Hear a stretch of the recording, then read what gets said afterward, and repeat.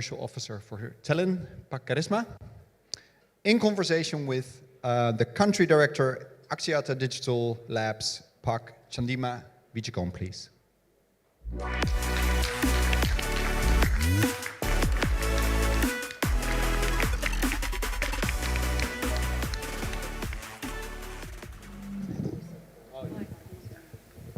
How are you, Pa? Okay, I'm good. Yeah, Pa, this is Jakarta became my second home now, right? Because I like nasi padang. Because I'm so excited, and this is something like an honor and privilege for me to meet the invaluable audience in front of me, and at the same time, such a handsome person like you to have a face-to-face discussion.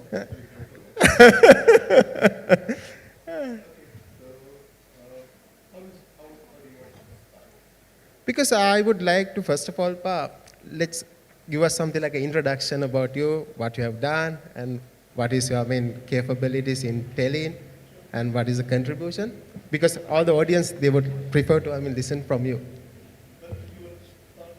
Okay, yeah, so just call me Chan, right? Because there are a lot of familiar faces around the Southeast Asia. So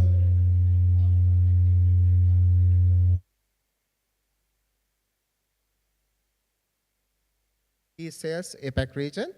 So not only Indonesia, Malaysia, Singapore, Cambodia, and Philippines and Vietnam also. So, and I'm currently working very closely with Telin as my invaluable partner for some engagement areas. So that is a long story short, Pa. I think it's enough from my side. Yeah, thank you. Chandima, I think just a brief about Telin. So for everyone in the audience, you haven't probably familiar with Telin because we are more operating in the global environment. So we are a global company coming from Indonesia. We are part of Telkom Indonesia, and we have been operating 17 years. So currently, we are present in the 10 countries as the representative office, but we also have people across the 15 countries out of across the globe. And we have like 3 regionals team covering all the sales operation. So within the 17 years, I think in the beginning, I also explained in my opening remarks, we grow our company business more on the wholesale side, which still cover probably more than 80% of the business. We started off as the wholesale voice and mobility company. So we trading the international communication between outside of Indonesia to Indonesia, and then we also developed the hubbing system, which facilitate the trading of the international traffic outside of Indonesia. And I think in the last 10 or 15 years, then we started also embarking in the digital connectivity, which we investing more on the submarine cable. So far, we have around 26 submarine cable across the globe. We are now working on the additional probably 10 projects, including the 7 cable project that we are initiating, ICE cable. And all the 15 countries that we are present, we have about 500 people. So we are still small, but we are trying to contribute more to our parent company, as my fellow Komang mentioned earlier. We try to contribute positively. So at the moment, Telin is the second contributor after Telkomsel for the Telkom Indonesia. And with that, I think we are committing as well to accelerating the transformation in the digital ecosystem in the Asia Pacific. So I think that will be the introduction from Telin a bit for every one of you. Yeah, thank you very much, Pa. It's really awesome, right? And happy to hear your success story, Pa. Yeah? So what are we going to discuss today? Okay. So based on your explanation, Pa, that our keynote speaker, he also mentioned that we need to move to the digital transformation, right? Because most of the companies, they became digital transformation, and people also mention digital transformation, digitization. It became buzzword, right? But most of the company, they started, but very few companies, they became success. But I know that Telin is one of the successful company who did the digital transformation, and they see something like a value creation of the digital transformation. Because the word called value creation is the most important. Otherwise, everybody can do the digital transformation. But end of the day, we need to see what is our ROI, right? So what I can see from Telin, you can acquire that return on investment throughout your digital transformation. So my first question, Pa, so digital transformation journey, throughout the journey, how did you make sure the value creation, and what are the focus area for your transformation in order to make the value creation? Okay, so I will not self-proclaim Telin has successfully transformed ourselves digitally. I think it's probably a very bold statement, but we are taking the journey as everyone else. So I think we also facing a struggling during the transformation. But what I think we have said from the beginning that we understand that at least we wanted to see the digital transformation can create value in 3 different venues. I think the first one will be how we can create the value from the customer side, so how we can give better value for the customer, which at the end also increasing the sales transactions. The second one will be how we can optimize our operation as well.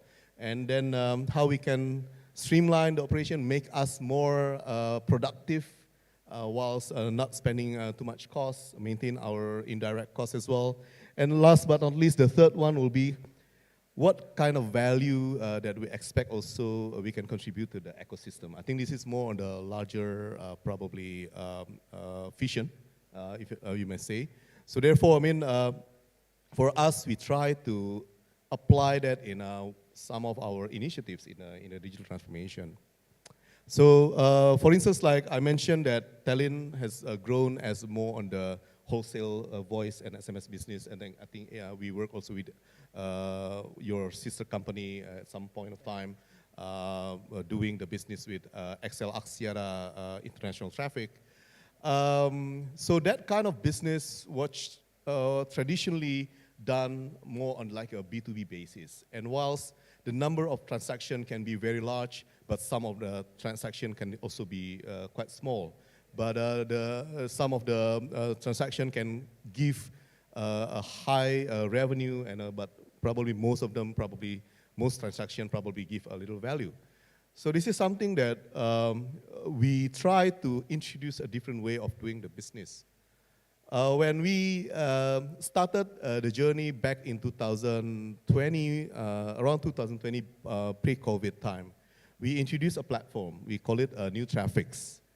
The platform is actually a marketplace where we can have the members to trade all the inventory in the marketplace, which means that it can be anything, starting from the voice destination, SMS destination, number now expanded also to number offering, and soon also with the WABA traffic, where also the partner can have a quick interconnection. Because the challenge at that time, when we had the B2B transaction, the way that we have the wholesale team sitting in a one or the event and trade the traffic between themselves, between the partners, it took time to do the interconnection and also do the contractual agreement and so on and so forth. So those process that we try to streamline, because there's more of the operation that provide lower value rather than the higher of the value. And we try to streamline that and also engage with the partners and also take them to do the transaction in the marketplace where we can cut the costs majority for probably the long tail transaction and focusing more on the big transaction from the B2B. I think this is a way that we see how we wanted to transform ourselves digitally. Thank you very much, Pa. I think it's a very, comprehensive, answer from your side, and everybody can understand the journey we started from Telin and how they, assure the digital transformation journey. My next question, Pa, it's already related to the same, the previous question, right? Because in every digital transformation journey, Pa, we have something like a strategy, right? Without having any strategic plan, you cannot pursue any goals, right? So in digital transformation also, you have some strategy. When you, execute that strategy, you need to, focus something like key areas. So in your transformation journey, related to your strategy, what are the focus key areas in your digital transformation journey? Yeah, I think sharing from the experience out of the three focus that we set, so once, I think first time we have to determine what will be the focus, whether this is to increase the value of the transaction to the customer or probably optimizing the operation. And then it comes to the strategy. The common strategy that we usually take approach in Telin, and which probably, in my opinion, was quite successful being done in Telin, is because we tend to execute, we don't spend too much time devising what strategy that we want to do. We have the strategy session, but it took not too much time because most of the time it's actually elimination, because part of the strategy is also choosing what things that we don't want to do. So once we come into that strategy, we execute it granular, in a granular way. We implement more on the sprint in the agile framework.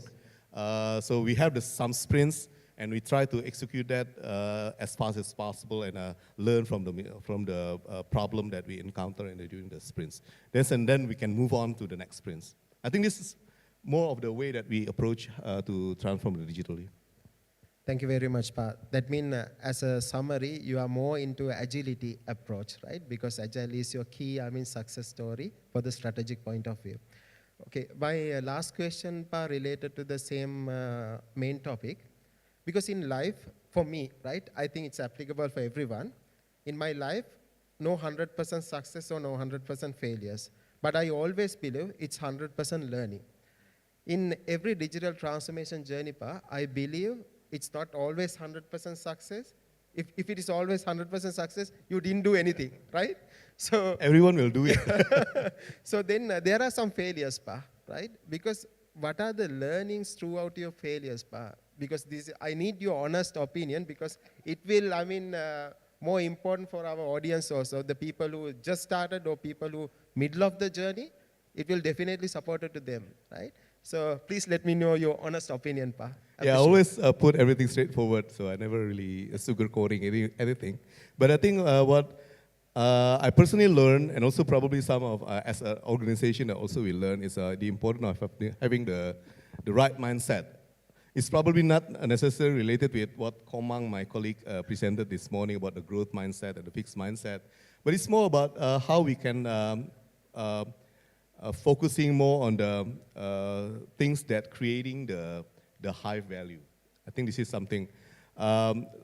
We have the mindset also not over-automating. So I think this is something that if we wanted to be the digital telco, we also need to be aware, not to be entrapped into the situation when we over-automating everything, especially for the wholesale business like Telin.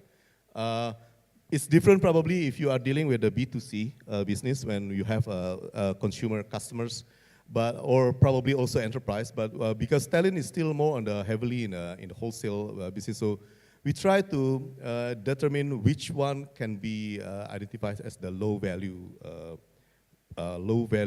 process, and which one is considered as the high value process. In the low value process, we will automate the process.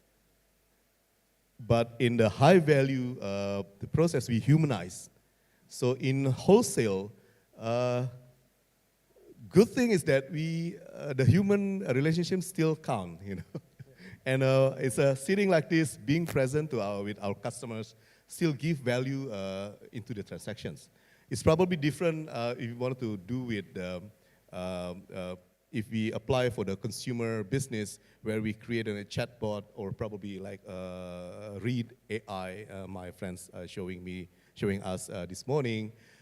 Probably that would be a different game. So for wholesale, that would not be working quite successfully. And therefore, for us, being not over automation, also opening up the collaboration. Because in my past experience, one of the things that could be hurdles or big struggling, and when we try to transform ourselves digitally, is the lack of the collaboration.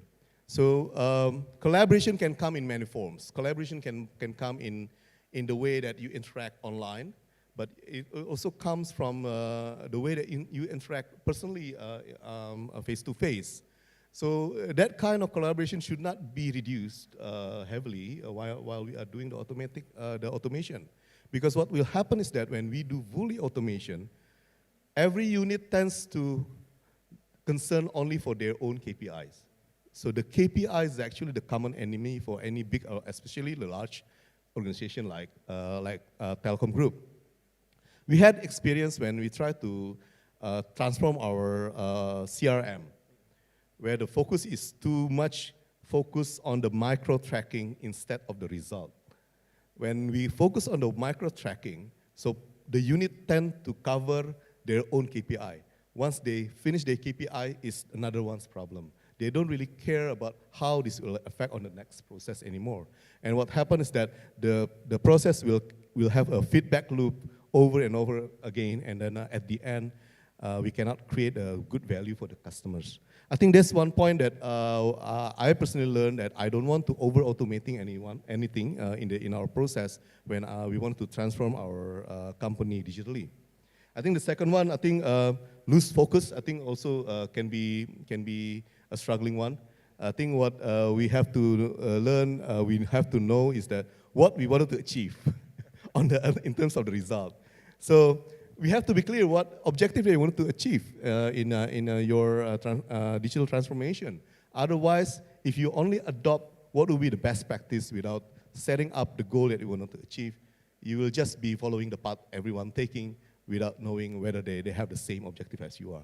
I think this is quite critical that we have learned throughout our journey in the digital transformation. Thank you very much, Pa. Really appreciated your honest opinion. And to be honest, Pa, I also learned something from you, especially related to KPI, right? Yeah. Most of the people, they focus on the KPI, not for the overall goal, right? Yeah. So everybody, end of the day, it will become a tennis match, right? Yeah. Pass the ball to here and pass the ball to, and pass the ball to, and let you do the result afterwards. Yeah. So I think this is quite challenging for us. Exactly, Pa. Thank you very much, Pa. Thanks a lot for your insight. Yeah, I think Chandima, I think I also wanted to learn from you, because I understand that ADL mostly also has become our technology partner as well, and you are more on that venue.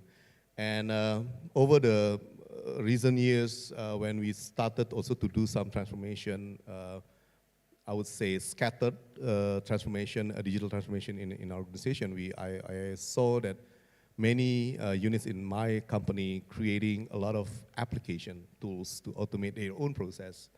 And then finally, the IT, I have friend here, I didn't see so many apps in the company, and we have the challenge how to integrate everything. And then we learned about ODA, the Open Digital Architecture, and which works on the open digital platforms. How do you see this one could help facilitate the digital transformation in much more easier way? Yeah, I think it's a really, hot topic nowadays, Pa, right? Because everybody mentioned Open Digital Architecture, or ODA, right? ODA basically came from TM Forum, right? Because why they, mention something like a specific standard. As you are aware, Pa, all the telco company, now they move into the techco company. But because we like or dislike, we need to accept that the telecommunication now became to the maturity stage, and we don't have any space to, move ahead, right? Because that is why all the telco companies, they change their strategic journey to techco. So then, especially for the telecommunication enterprise business, they're focusing on something like an enterprise level solution, business solution, on top of the telco pillars, right? So as a outcome of that journey, that ODA, that Open Digital Architecture, the concept they mentioned to integrate with any system, right? Because if we have a standard mechanism, then we have a standard API to integrate with any other third-party system, then we can minimize the complexity and maximize the time to market strategy, right? So that is also one thing. And the other thing, it's, cloud native supportive. And the same time, you can minimize that manual operation and cumbersome complex process. So there are a lot more, things additionally, indirectly enrich that approach. So that is one of the biggest, concern why people move to ODA, right? And we need to move that traditional telecommunication business, like traditional OSS, BSS, into digital OSS, BSS culture. So that is a main, initiative with ODA. So how do you see that ODA adoption in the region nowadays, like for the regional telcos like Telin? Yeah. So I need to honest with you, right? Because ODA, if you think about, it will happen overnight. My suggestion, not to implement ODA, right? It happened over time, right? Because why? In any ODA transformation or implementation, you need right skill set. Second thing, you need to invest. Third thing, you need to build something like a learning culture. And finally, you have to be patient, right? Because it's like a long-term, investment for your digital journey, right? Because if you think about today I implemented ODA and tomorrow I need to make something like a bigger revenue, it will become a dream, right? So my suggestion, because there are something like sacrification, right? For the investment point of view, learning point of view, human resources point of view, you need to do some investment. But other way around, there are a lot more opportunities definitely waiting for you, right? So that is my honest opinion. If somebody wants to, maybe Telin wants to implement ODA, so they need to think about how they can invest, how they can build the learning culture, and how they can build the right skill set, right? So interesting. Because Telin now, we have started another initiative. Before that was in the wholesale voice mobility, which our new traffics marketplace. Now we are embarking also another journey in the digital transformation by automating our network connectivity service. So we introduced a platform, TNX. It's not a new platform. In the industry, probably everyone have heard about Console Connect, which have been probably around for more than 3 years now. We developed something similar, but with additional unique value and the layer 1 connectivity. The platform actually enables the users to, it is actually bandwidth on demand, so they can order connectivity from, let's say, Jakarta to KL, and delivered within an hour or 2 hours. So this is something that we are introducing also, and for now it's a DC to DC. So let's say from the Cyber DC Jakarta to Equinix in Kuala Lumpur, and can be delivered within 2 hours. So this one kind of automation that we are doing, as well as later on the customer can also increase the bandwidth or lower the bandwidth when they need, there is a spike of traffic. So I think from that point that you just mentioned about the people's skill set and everything, well, how do you think the ODA also can still help us, Telin, to get the TNX into the go-to-market better, especially to connect with the other partners in the region? Yeah, it's a good question, Pa, because if I'm not mistaken, the TNX is not limited to local artifacts, Pa. You correctly said it can be connected with the data communication with Kuala Lumpur or Myanmar or Philippines or whatever the location, right? Because that means that Telin TNX system specially required to connect it with the other third-party vendors or third-party operators or third-party data center, right? So let's assume, Pa, if Telin TNX is having something like ODA standard API or specification, the rest of the world, they can align with that. Because otherwise, the biggest challenge nowadays, when it's come to the integration, that integration cost, complexity, time, right? So those are the biggest problem now when it's come to the integration, right? But if you have a standard integration mechanism, you don't want to worry about that. There's a standard pick, and it's very simple, and it's very straightforward, and end of the day, seamless integration. That is one thing. The second thing, now as you correctly mentioned, you need to, enable the connectivity to customer within 1 hour or less than 1 hour time, right? So let's assume if you are working with something like a monolithic architecture, not something like a microservices architecture. So if we do something like a changes in monolithic architecture, the impact is really high, right? And even though we cannot make something like a downtime to the entire system, it will impact to everyone. But for the TNX kind of solution, if you are going with the ODA architecture model, so you can build your modularized artifact separately, and it will make something like a less impact to the overall operation, right? So sometimes if you want to scale up some area, you can only scale up the specific area. Otherwise, what happens? You need to scale up entire ecosystem, but end of the day, no value or no return on investment, right? So those are something like a benefit, what I feel for your TNX. And the most important thing is, if you are using ODA, you can minimize that, what I mentioned, that complex integration, and you can focus on your GTM strategy part. So that is my simple answer for the TNX journey. Awesome. I think very insightful, Chandima. I think recently we learned a lot about the ODA. I think this is something that we wanted to apply in our TNX platform as well. We still have about 9 minutes, so I think you touched on the people. Is that something that you wanted to elaborate more about the culture of the innovation? Yeah. I think it's a really good topic, Pa, because most of the people think about digital transformation is only technology, right? But I can say very simple 3 letters. I call it PPT. It's not PowerPoint template, right? PPT means people, process, and technology, right? So most of the company, they thought if technology is there, that means latest is the greatest, that technology is there, so we can do anything. That is wrong. End of the day, the game changer will become people, right? So when it's come to the people, for the organization level, I believe that leadership is the most important thing, because I believe you are one of the great leaders, right, in Telin. You did that, right? And I can see a lot of leaders in Telin. They did that initiative.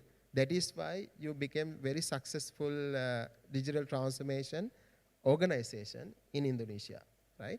So that people is the most important thing. Then the process, right? If you don't have a proper process, let's assume you use something like a latest technology, you have very capable people, but end of the day you are using waterfall mechanism. How you can accept the agility? How you can make sure the demand from your customer, right? Because customer doesn't want to wait a 6 month or 12 months time. They asking today, they expecting is today evening. Yesterday. Yeah, yesterday. Exactly, right? Exactly. That is the right answer, right? So that is the journey, right? So then when it's come to the culture, because we need to change that culture. It's something similar to paradigm shift, right? So we need to, change that culture, but there are some situations, because our human mindset always, resist to change, right? But like or dislike, we need to accept that change. Once we done that change, the rest of the other thing is very simple, and it's automatically move, right? So as I mentioned, that 3 things we need to think about: people, process, and technology. We need to integrate these 3 attributes together in a balancing way. Yeah, I think for my end, especially on the people, what I can share is that, especially for the youngsters that just joined the company, one of the message that our leaders, Budi, myself, Donny, also try to instill to the newcomers in the company, especially those young ones, is we actually encourage them to make mistakes. Of course, it's not deliberately wanted to make mistakes, but we encourage them to try everything just to unlock their fear, being fearless and trying to make mistakes as many as possible while they are still learning. And they're trying to learn from the mistake. And I think this is something that we also find useful to unlock the barrier especially for those that cannot receive the change. Right? It's a very cannot change anything in the process. And this is something that at the end, then the people with the mindset that I can make mistakes, but we can learn from that. This will also open up opportunity for innovation, also the creative thinking, which I believe would be important, especially when we have the AI development, the machine learning and everything. I think one skill that we will expect coming from our people is more on the professional or essential skill, like critical thinking or emotional intelligence, or complex problem solving. Those kind of skill set that I think necessary for the people to enable also the digital transformation. That's I think how I observe what happened in Telin so far, which probably a little bit contribute to how we can improve a little bit digitally or transform our company in a digital way. Yeah, totally agree, Pa, because as you correctly said, we need to get rid of that fear to fail, right? Because we need to fail, right? If you couldn't fail, you couldn't learn, right? So I think that is the culture we inculcate in our organization. And other than that, our keynote speaker also mentioned, they are looking for T model, right? Because resources should become T model, right? But I would like to add another one. So T model plus V model, right? Nowadays, people looking for V model also. We require T and V both together, right? Because everybody using their master skill plus few secondary skills also. Because that is how, let's say 10 years back or 15 years back, did you heard a title called data scientist? No, right? Because how data scientists became? Because normal statistic analytics people who learn something like engineering algorithm and they enrich their title. So that is what I mentioned to my team also. Not to become engineer forever, not to become architect forever, right? So you have to enrich your career. This is not for organization. This is for you, right? Because my objective in Indonesia, I need to Indonesian flag to the international market. Because why? Indonesia is having a huge population, right? So we don't want to, promote our blue-collar jobs. We need to promote our white-collar jobs, right? So how many housemates we send to the abroad and take the revenue? It's very less. Think about, if we send something like a white-collar job to an international market, we can earn that money very easily, right? So that is my understanding, A different approach on how to optimize the resources we have in Indonesia, right? You're touching about being an engineer and shift yourself. I started off my career as an engineer and end up in sales, which apparently is a common transformation in all employees in the telecom group. Whatever background that you had, you end up in sales. So I think this is something that probably happened in our company. So we still have a little bit of time. Shall we have a audience to speak or probably share the insight? Anyone would like to share your experience in your journey in any automation or digital journey, optimizing AI? Anyone? Any takers? Oh, Matt.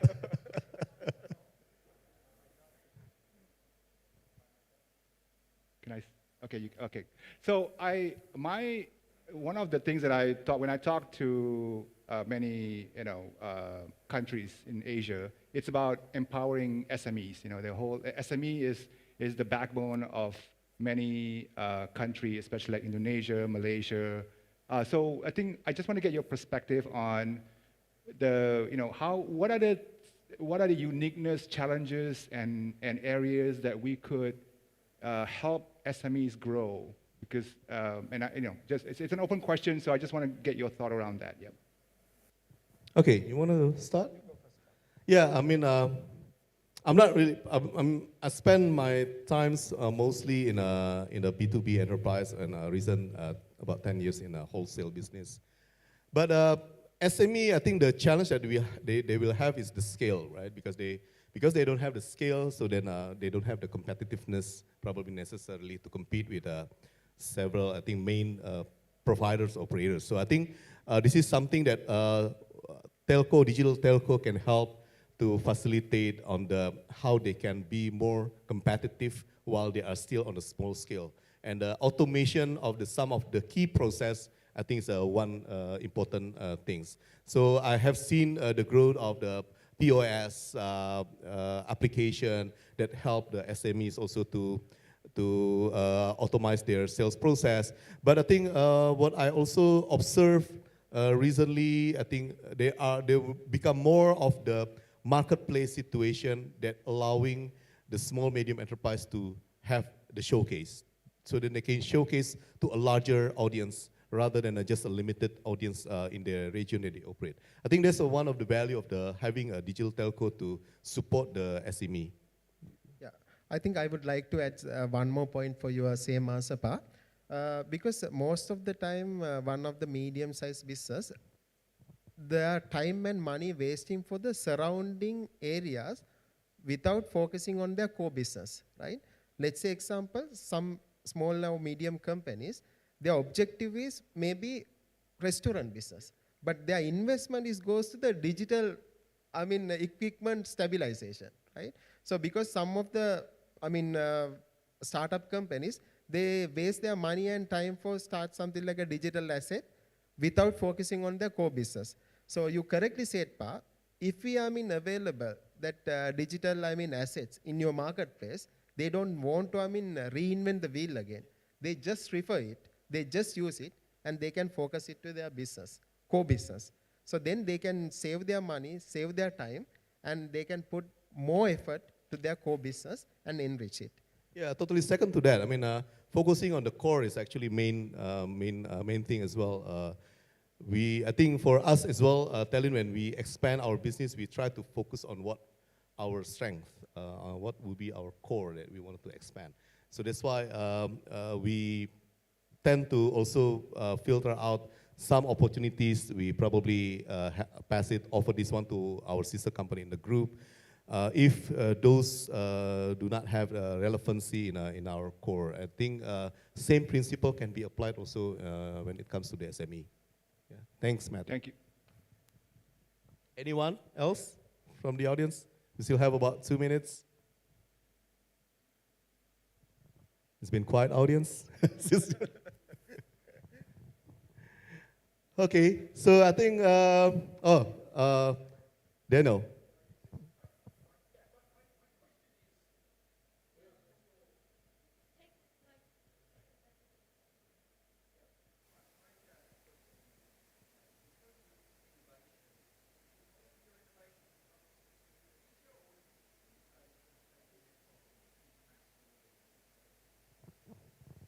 Yeah, I think mostly because we are exposed to the global market, our innovation source tend to come from the global in. So we try to see what is the trend, what's the good things that are happening in a certain regional, and then we try to see whether this is something that we can, because we still leverage the market in Indonesia, even though we are the global company, we still leveraging also the population in Indonesia when we build our subsea cable or building our wholesale voice business. So most of the innovation we get is from the exposure that we have in all events, international events, ITW, Capacity Media, or the mobile messaging event, or including the MEF events. And we try to see how it can be adopted in the market in Indonesia. I think that's the answer. Yeah. Other than that, I think everybody aware, we don't want competition. Now the latest, approach is collaboration and success together. So this is the time we need to collaborate with each other. Whether it's coming from different country, we can accept that whatever the good things, and we combine together, and we can win together for achieve our common objective, right? Yeah, excellent punchline. I think time's up. So thank you, everyone, for thank you very much. carefully listening to our conversation, and thanks, Chandima.